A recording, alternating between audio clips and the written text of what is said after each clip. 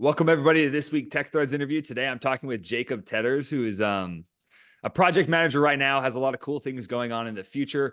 In the past, we've kind of talked about a lot of user-centric stuff. We've talked about like working with projects, cross-functional teams. And so today we're going to kind of start talking about stakeholder management and how to better incorporate stakeholders in the project process to kind of just get things rolling a lot better. But before I kind of jump into that, I'm going to pass it off to Jacob to kind of like explain a little about who he is, kind of what he's doing, what he's got planned for the future, and then we'll get jumping into the questions. So Jacob, take it away. Appreciate it. Yeah, my name is Jacob. Working as a brand experience project manager at Qualtrics. Qualtrics has like a few different product pillars that like employee experience and brand experience is just another one of those pillars. The type of projects I manage are software implementation and market research. So when a client buys a new brand experience license, they'll have us design and implement the survey. And then after that, we'll continue with the market research portion of collecting data, analyzing and stuff like that. So oversee both the implementation and then gathering the data. Yes, I'm going to be working here up until the end of March. And then after I'm going to be starting an MBA in the fall at the University of Utah, and just happy to be here. Yeah, awesome. I think your perspective is really cool because, like with stakeholders, like I'm sure you have tons of stakeholders, with all the projects that you get, all these companies that you're working with. And so I think it's going to be really cool, the insights you kind of have into this space. And hopefully, like for people who are watching this, you'll find some value. I know Jacob has a lot of experience, and hopefully you can kind of take this into your career and, just kind of push it forward and keep on growing with stakeholders. So I know a lot of times, especially like with projects, when you first get put on, you get introduced to all the stakeholders. What do you like to do to start building a solid relationship with your stakeholders that you have on your projects? So when we first get a new project, we have a kickoff call with them. First, we have an internal kickoff call where we get together as a delivery team and we go over the scope of the project and everything that we have slated and also the length of it. And then beforehand, we identify the different risks that we might see, whether it's with translations or a certain audience that might be tricky to field for, or on the implementation side, if they have expectations that they set with sales that we feel are going to be a little tricky to fulfill with the tech, we'll try to identify that first. And then we'll show up on the external kickoff call with the client and we'll introduce ourselves and then also address those concerns beforehand. And so I think just to start by presenting those potential risks, I think it shows them that we're serious about the project and that we care as much about it as they do. And so being able to present that with them and also solutions with it, not just saying, hey, here's problems, but we also have potential solutions for those as well. So I think being able to show up with those in the back pocket is something that really means a lot to them. Yeah, I just kind of showing that you're already putting forth effort before you even, talk to them. You've already done the research and kind of put your foot forward. I think that's a great way to start off, these relationships. We recently talked with, he's now like a global AI solutions architect for Microsoft, but he talks about how like him building relationships in his past is like the key to like unlocking stakeholders and just building better teams. You kind of mentioned that like you hop on and like clarify, your expectations for the project. Do you ever have stakeholders that kind of have unrealistic expectations? And how do you kind of like help realign those expectations with what's actually like possible? For sure. One thing that's interesting about Qualtrics and the service that we provide, it's kind of like more of a partnership than it is a white glove market research service. And so a lot of times when we're getting these new clients on board, new stakeholders onboarded, they're expecting that white glove service of like Ipsos or Kantar, where we show up and like, we'll just take the reins from the beginning. We'll just do absolutely everything for them. But one of the reasons that our pricing is able to be competitive is because it's more of a partnership model than it is, we do everything for you model. And so we try to explain them from the beginning that we expect certain inputs from them, and then, we'll produce the output. But it's definitely, I wouldn't say a transactional because it makes it sound like it's a very shallow relationship, but it is a partnership. Like we expect them to put something forward. We'll do, the majority of the lifting, but it's something that, we expect engagement with them. So I think just to explain that from the beginning, and then as well, like just as we explain the process to them, it becomes pretty clear as we explain like, hey, we'll need this, we have these timelines, here's these deadlines we have. It becomes more apparent to them that, there's a expectation that we become partners and not necessarily just a vendor. Yeah. What do you think causes? Because I feel like a lot of people come in like the same way, like maybe sales kind of pitches them something, and then you get past our view guys, and you guys are starting to like work with them. What do you think causes like the unrealistic expectations that they originally come in with? I'd say two things. So the first one is definitely context, and I think just when it comes to working with stakeholders in general, I think empathy is just a big thing that you need to keep in the back of your mind. And so like if you understand the context of like who is your previous vendor or what is your past experience with people in this space that we're working in, so in this case market research, I think Mhm. being able to understand that context they're coming from um, will help you understand like, oh, they just worked with Ipsos on this project, so of course they think this is a white glove service. And then I think the other thing as well is it's hard to visualize a process that you haven't gone through. And so Right. when you're approached by sales or when sales is pitching this to you and they're saying like, yeah, we have these research experts, we have technology consultants, and we'll collect the data for you and we give you this cool dashboard and you'll be able to glean the insights from it. I think from them, they're saying like everything they're getting, but they're not like visualizing the process of, like, oh, I'm gonna have to like tell them what I want. I'm gonna have to tell them the different cuts. I'm gonna have to give them the context that, the different reports that we've done in the past.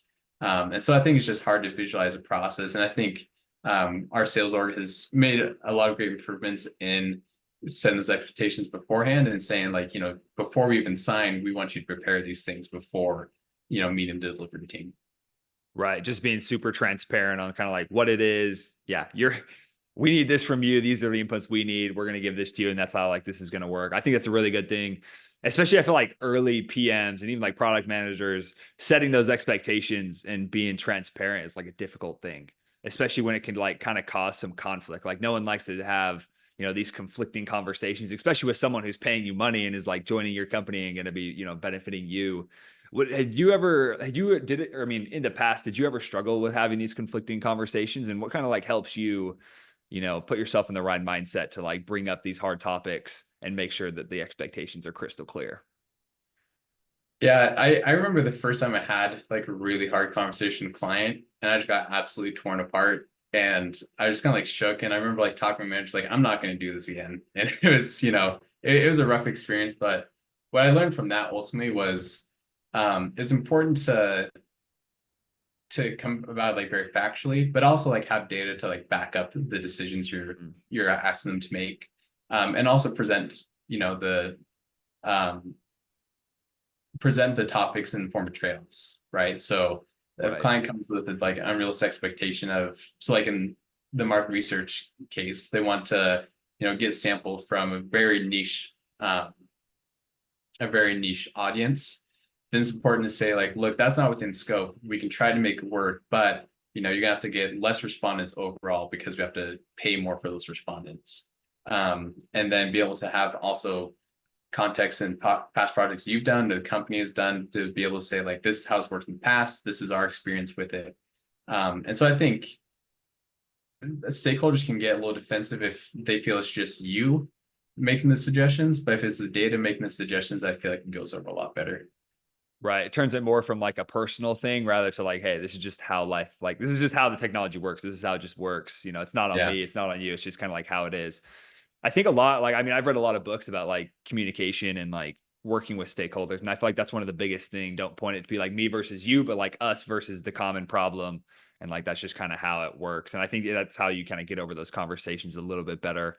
You kind of mentioned about like a little bit about like scope creep, like maybe they be or wanting to like add more and you kind of have to like justify. How do you like mitigate scope creep when it comes to projects when stakeholders are very, adamant that they want to like increase, productivity or like maybe do some other sort of research? Yeah, that's hard. I think there's there's kind of two approaches to that. So the first one that I've seen in my experience is if you're working with the same stakeholder the entire time, then I mean, from the beginning, you kind of have to set a tone of, the scope is the bounds that we're working in, but there is some flexibility with it. So they can make changes, if you want to target, um, you know, household decision makers versus just internet decision makers or financial decision makers. We have some flexibility that we can work with. Um, what's really hard is when there's a change in stakeholders, either partway or at the beginning.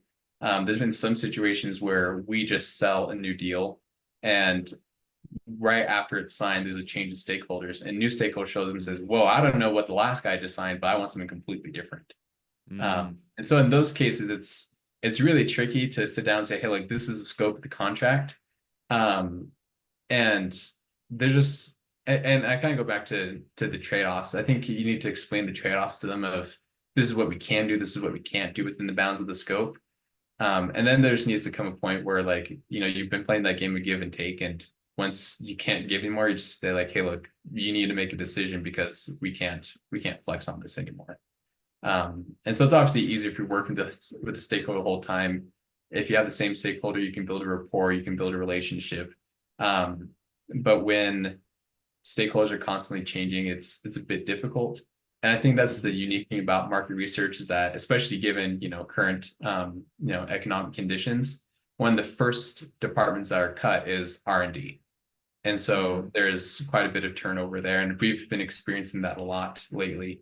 Um, but I think it's just important to almost have that kickoff call again with the new stakeholders to reset those expectations or set them for the first time with them, and then be able to just start from zero with the relationship. yeah, start that whole process over, kind of like we talked about earlier, building that relationship again. And I'm sure that's really difficult, especially when you kind of have a connection or rapport with someone. Some new guy comes in and wants to completely revamp everything. I mean, it's understandable, but I'm sure that's like a tough situation to be in. And For like, sure. what would your advice be? Like, have you ever like managed projects like multiple stakeholders? What would your advice be to kind of like make sure they're all involved and kind of like making sure you're satisfying all the stakeholders while there's like so many? Yeah, it's easier when you have FaceTime with all the stakeholders. Um, Hmm. Sometimes when there's multiple stakeholders that are constantly involved, it feels like there's too many cooks in the kitchen, and you can feel Mm. like they maybe show up united to the Zoom meeting, but then in the Zoom meeting, things start to fall apart, right? It's one person starts saying one thing, the other person saying another thing, and you think, what am I supposed to deliver to this team? um, and so that can be a little tricky when it comes to invisible stakeholders or stakeholders that might be above them, or maybe it's a team below them that they're working with. I think just giving them the space and the time to work internally to communicate with their stakeholders is important, but also to do it within the timeline that you're given. With us, it's a little tricky because we do work with licenses, which is more like a subscription basis, right? So it's not we work through till the project's over, but 12 months from now, our contract's over. So we need to get the work done within that time. So for us, is a little, well, not little, it's very important that we're working within the bounds of those deadlines. And so it's important to say like, hey, we need this, we'll give you like 2 business days, 3 business days to talk this over internally. And so you need to give them that space, and you give them that time to be able to work things out with the stakeholders.